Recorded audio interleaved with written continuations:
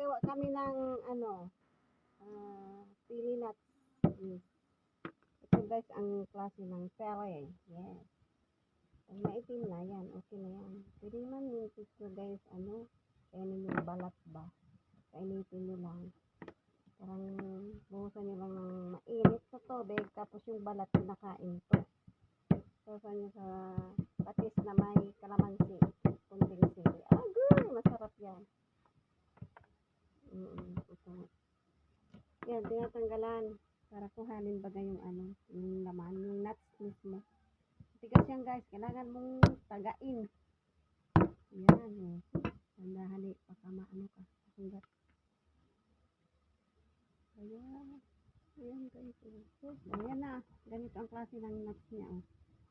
Oh, yan talaga. Dapat daw yung mabuo yung pagkakatanggal doon sa parang pinaka-shell guys. Ang tigas nito. Pero guys, pag ano, pwede mo ito ipanggatong. Magsaing ka, ay, ipanggatong mo siya. O, walang sayang. Diba? Gagawa kami para papasalubong doon. Pagbalik namin ng Manila.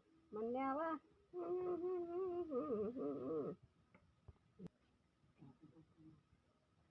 Mabata na eh. May mabata ng pili.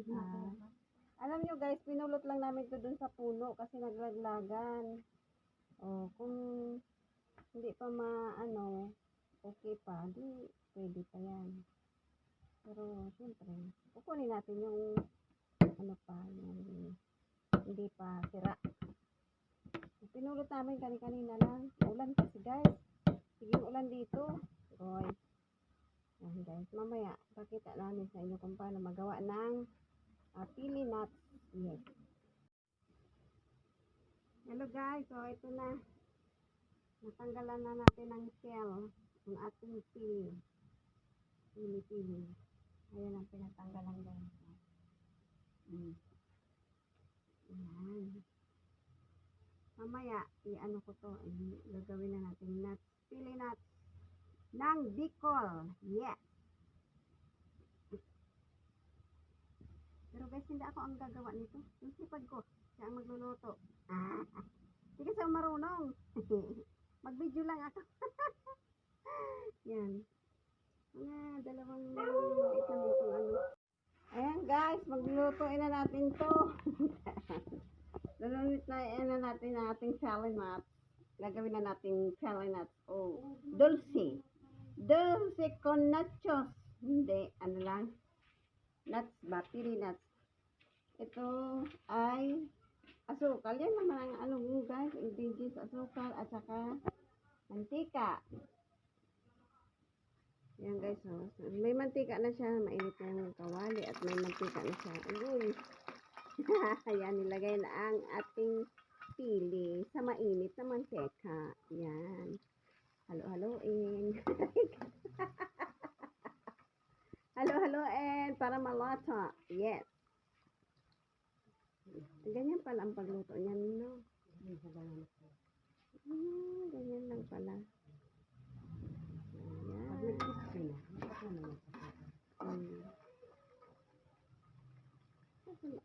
Ano man dyan kagana na duman. Dapat pala daw guys mag-crispy yung ating nuts para pag kinain daw ay medyo crispy. Ang next na ilalagay ay asukal. Yun lang, tatlong ingredients lang. Yan, maglalagay na ng asukal. Mga tansyahin nyo na lang guys kung ano, kung gusto nyo ito. Yes. Kung paano lulutuin ang ating pili nuts. Osong-oso yan dito sa Kabicol. Yung tinitinda sa bus. Pili nuts kayo, bili na. Dapat daw guys, mag-brown na siya. Pag nag-brown na siya, ilagay na ang asukal. Ayan na guys, ilagyan na ng asukal. Siguro mga 4 na kutsara na asukal.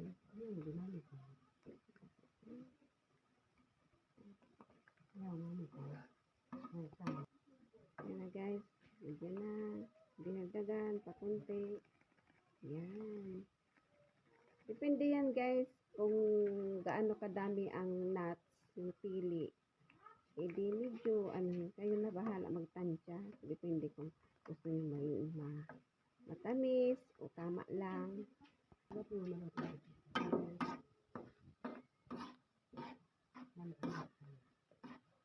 Para ka lang ba guys tawag ito? Banana cue. Parang ganun. Sa kayo.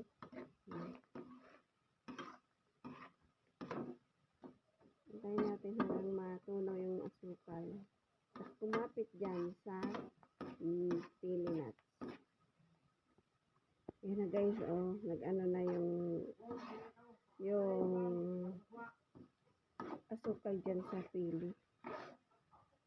Kumbaga nag-ano na siya. Nagdikit na ba? Yan na guys, ilagay dyan sa ano. Ayan.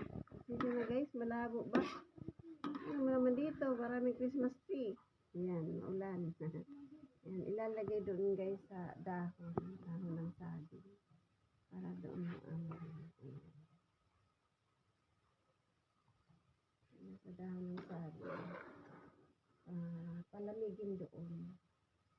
Sa plastic mo yan matunaw man ang plastic. Aray, so, mas maganda dyan sa sa dahon ng saging ilagay. Ayan na guys, pag lumabig yan, pwede na ilagay sa isang container bottle yan. Guys, ito ng aming finished product ng Pelinat. Ayan o. Ito na siya guys. O, nakadalawang bote din. O, 150, o may 300. Ito talaga guys yung bunga niya. Ayan na siya ngayon yung nuts na siya. O, diba? Ayan. Finished product ng aking Pelinat. Yes. Okay. Sarap yan guys. Sinikman ko. So, hanggang dito na lang guys. Hanggang dito na lang guys. Ito na. Bye.